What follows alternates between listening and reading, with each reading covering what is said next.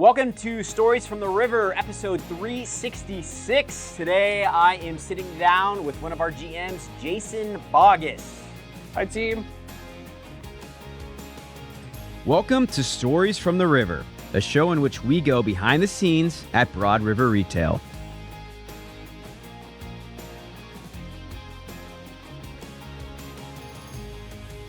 Jason, welcome to the podcast. Welcome to the studio. Thank you for having me. I appreciate it. How you doing today, man? Oh, another day in paradise. Love to hear it. Beautiful skies, good drive, can't complain. Yeah, how long was the drive in from Columbia for you? About an hour and a half. Yeah. What do you normally do on long drives? I always love asking that. Do you listen to music? You call people? You listen to podcasts? What do you like to do? So I actually have a dedicated soundtrack that I listen to on drives, specifically for coming up here because it works out perfectly. All right. It's a musical that recently came out called Epic. It's about the Odyssey and like a retelling of it and such like that. Yeah. So it works out perfectly to where like the halfway point is when I get here. So I can just pick it back up and finish it on the way home. Second half on the way home. I like that. Do you like musicals? I'm kind of iffy on musicals, to be honest with you, but I love Greek history. Okay. So that works out perfectly for me. We'll bring you back on for another episode for Greek history, but today we're going to learn all about you, your journey here at Broad River Retail, the recently promoted general manager of the East Columbia Elite, Jason Baugus. Jason, I asked you just before we recorded, but let's go through that for a little bit. How did you get into furniture? How did you get to Broad River Retail? So I've been in the furniture industry for about 7 to 8 years now. I started back in my hometown, Dallas. I worked there. I grew up there. I worked in the Ashley market for basically the entire time I've done furniture. Funnily enough, I actually started in the back office. So I've got a lot of office history. They brought me out to the floor. I did sales for a bit. I've even done the warehouse for a bit. And then from there, they brought me back onto the floor, built my way up there, and then decided to move out here. Yeah, what brought you to Charlotte or Columbia, South Carolina for your... Actually, 3 years ago yesterday, my father passed. And when he passed, I got into a really bad state. And I had a couple of friends who live out here in Columbia, and they told me that I was like, look, if you can find a way to get out here, you have a place to stay. And so they took me in, they helped me get back on my feet after my dad passed, and I've never wanted to go home since. Well, that's beautiful. Glad that you're here. Welcome to the Carolinas, I guess, in a sense. You've been here for a year, but welcome. So you said you've had a lot of roles, obviously, in Dallas with the last licensee that you were with. What has prepared you for? What else has prepared you for your new GM role here with Broad River Retail? I do a lot of online gaming. Yeah. This is going to sound really funny. The older folks in the audience may not quite get this, but I know the younger folks will. I do a lot of online gaming, big group online gaming, and like World of Warcraft, things like that. And in those big groups, you have to have someone who can sit there and organize and lead and help keep things going when they're not going the way they're meant to be. And I've done a lot of that in my downtime, which has kind of helped me in the work environment because it's less about, I need to do this much damage per second, or I need to make sure this person's healed, but it's still a similar kind of concept of, I need to make sure that this person's doing their behaviors, or I need to make sure that this is happening at this time, and we're pushing towards the right end result. So I've done that since I was, like 12, 13. That is an interesting comparison and something that, what game do you like to play, or what games do you play? I play a lot of games. Shout out to Grand Theft Auto.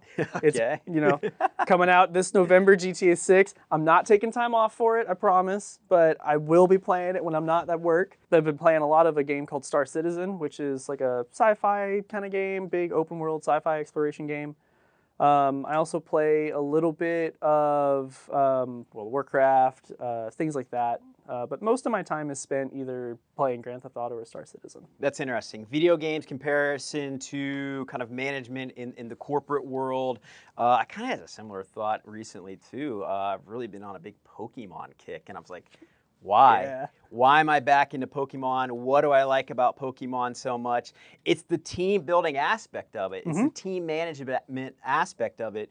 Having a certain Pokemon that can do a certain type of damage or a certain move set. I think it's kind of similar to building a team here as communications. As I look at certain channels that we need to fill. So you know what? I'm glad to see that someone else is kind of thinking in the same manner that I do when it comes to kind of leading teams and things that they do outside of work here. So talk to me about your journey here at Broad River Retail, because as we were just talking before we recorded, you climbed the ranks pretty quickly in the store. You held a lot of positions, right? Yeah. So when I was first hired onto Broad River Retail, I came on as an HFA for the outlet for East Columbia. I was there for about a month when our general manager and our REM both left at the same time. So we had no leadership in the store. I had the experience of back office things, and I saw an opportunity to kind of help the store and provide that kind of coverage. So I threw my hat in the ring to take things over for the back office. From there, I held things down there. I was a selling REM actually, so I handled both the back office as well as still having to get commission to, get paid. From there, I did that for a couple of months before Dana approached me and was like, "Hey, I think you'd be a really good fit for a senior management role. Would you like to throw your hat in the ring for that?" And I was like, "Yeah, why not? Might as well." So I don't mind helping out the team there, and I want to see that store succeed.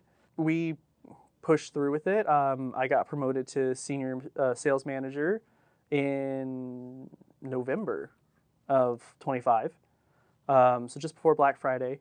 And then from there, what I ended up doing was just holding down the fort, help build up the team, got ourselves fully staffed at the store, and then been doing that up until April.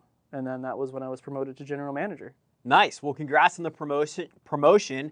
Your store recently took home Grogu, which is our small volume store of the month, essentially, on some retail KPIs and behaviors and things of that nature. Talk to me about winning that award. Very pleasant surprise. I was not anticipating on winning Grogu. I mean, I wasn't trying. Sure. But I wasn't planning on it. And that's a first for that store ever. Having Grogu at the Elite really kind of helps solidify that all of the work and all of the effort and time that I put into that store has paid off. It's been an uphill climb, but it's been an uphill climb that I've known from the beginning is going to prove results. Sure. Honestly, it's an honor to have it there. And knowing that right down the street at Columbia Bloodline is, Yoda. Yeah. So both of them are sitting in Columbia right now, which makes me very happy. Yeah, the Savage South is truly savage. You guys are killing it. Talk to me about the East Columbia Elite. What truly makes your team elite? In my opinion, we're unlike anybody else. Our store experience, if you were a guest coming into our store, the goal is to have an experience unlike anything else. And the reason we do that is I know we're a smaller volume store. We see less traffic and things like that. So we really have to make ourselves stand out from, the Rooms to Go's, the Havertys, the, mom and pop shops that are in the area. And so we provide a experience. When you walk into East Columbia Elite, you feel that it's like walking into a family. We're laughing, we're joking, we're having a good time. We're engaging with their customers in a way that makes them feel like, wow, this is really cool. This is unlike anywhere else I've been. And it's one of the biggest compliments that we've gotten is people will sit there and be at the counter checking out, and they'll be talking, and they'll pause and they'll go, I don't think I've ever had this much fun furniture shopping before. And it never fails that that's the experience I want to give them. I want to make sure that they're having as much fun as possible because you're spending a lot of money. Yeah. It's like buying a car. You want to make sure you're having fun doing it because then you're not thinking about it.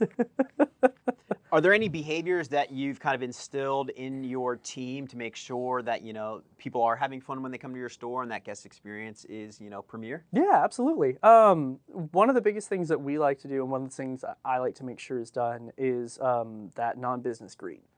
That non-business greet is critical. It's never the, hey, how are you, welcome in. It's always the more along the lines of the, oh, wow, like, can you believe that it's been pouring for 3 days straight? Like, what's going on here? Like, what are y'all doing out here in this rain? Things like that. Talk to me about the Columbia market, the Columbia region. Kind of it's a unique market for us at Broad River Retail.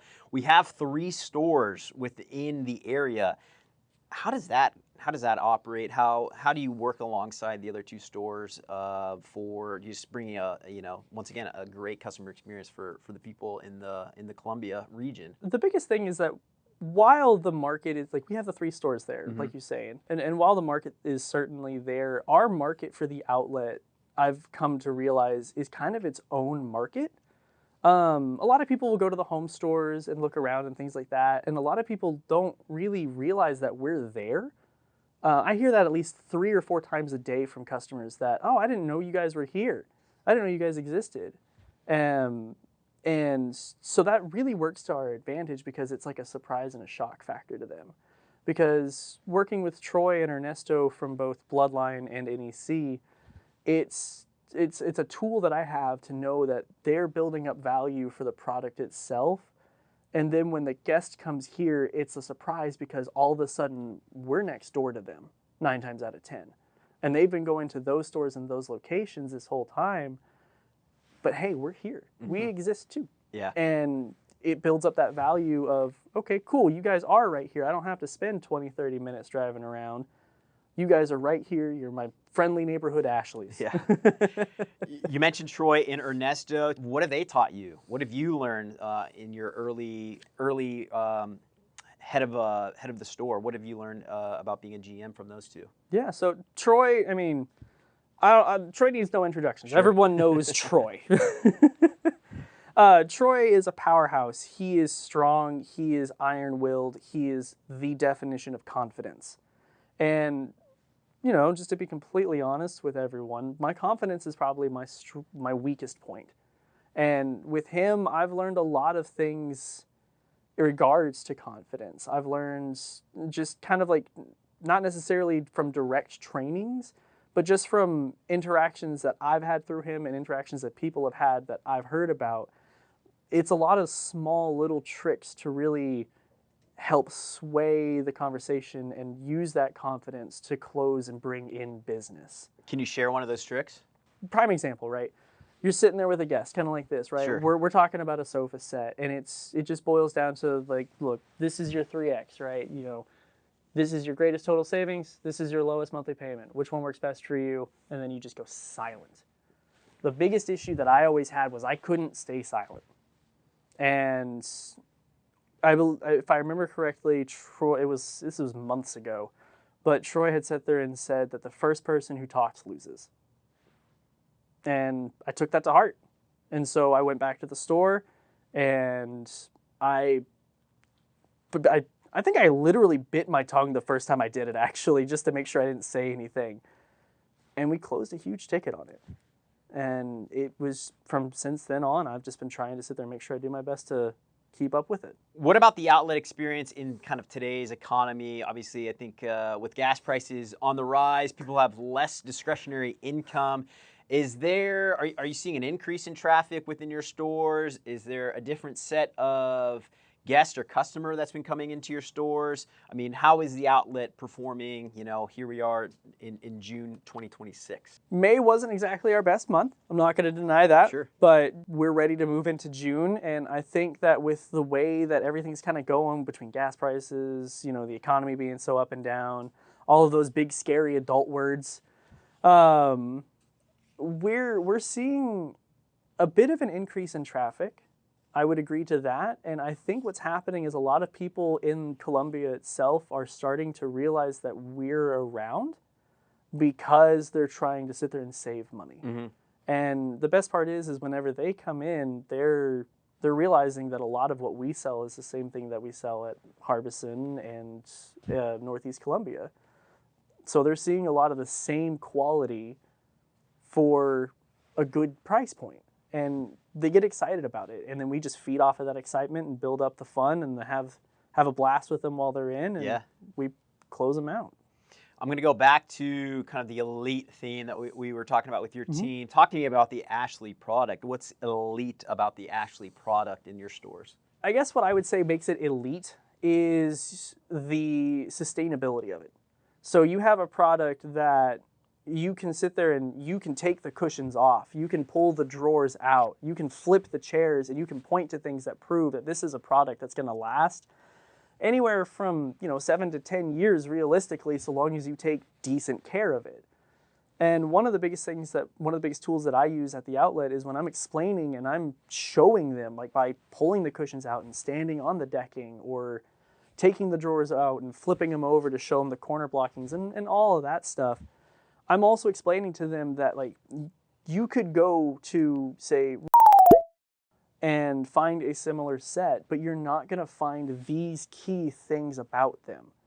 And in the customer's mind, what's happening is they're realizing that, okay, maybe it is a couple $100 more, but it's going to last me for years instead of just, 3, 4, however. No. But yeah. I went to the Ashley boot camps, and they would be standing on the drawers, and they'd be pulling out the stuffing and the decking and all that. Mm-hmm. I think that almost creates also just an experience, a spectacle for the guests. Yep.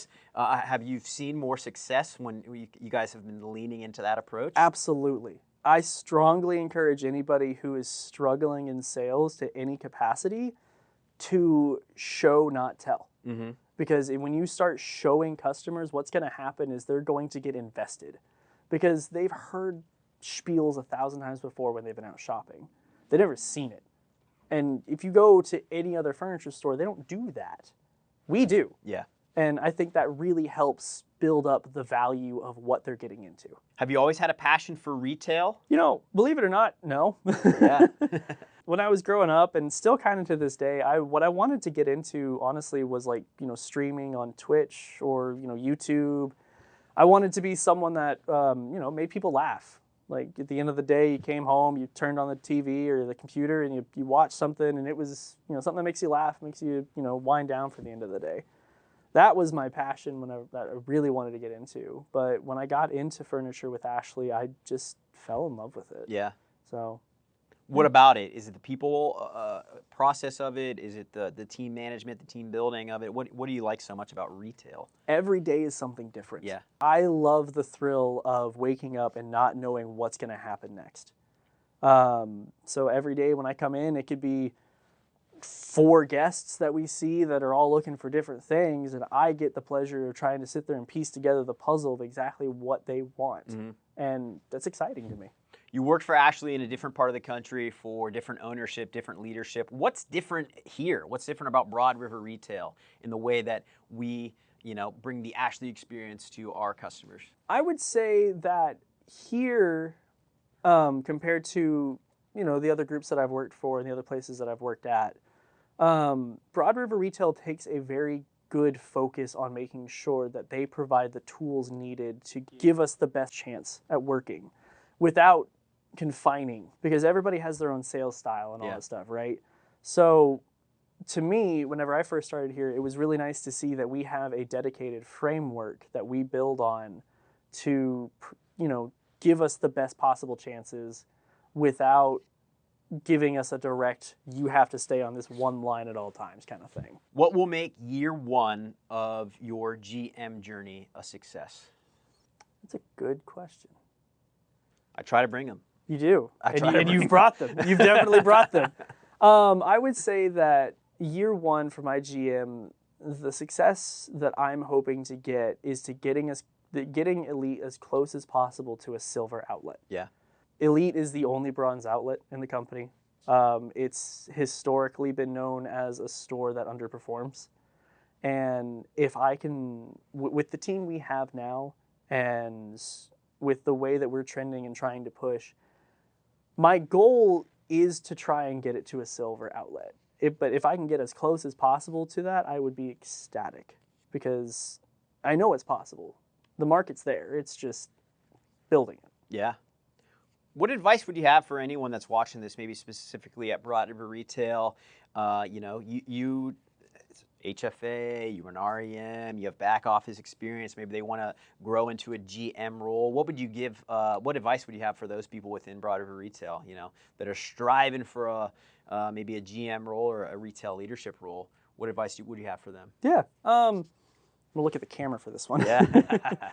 If you find yourself having any doubts, just remember that if me, the man sitting in this chair right here, can get to where I am, you can do it too. Anyone is capable of doing anything, but you have to sit there and put your heart, soul, blood, sweat, and tears into making it happen. And if it's not going at the pace that you want it to go at, you have to sit there and reflect on yourself and figure out why it's not going at the pace you want to go at. And sometimes patience is the biggest thing to getting your dreams. So I would certainly say that patience is the biggest currency when it comes to getting what you want out of life. Patience, it's something that I lack. I certainly understand that I lack, and I see that I lack, and it's something that I strive for and work for every single day. Mm-hmm. So that's great advice. Jason Baugus, thank you so much for joining us today on Stories from the River. Mm-hmm. Anything else you want to leave the people with before we sign off here? One last thing, and this is the most important thing. If you take anything, take this. That door at the front of your store is a gateway between infinite possibility and reality. And it is your job, whether you are an office manager, you're an HFA, you're a general manager, you're a warehouse worker.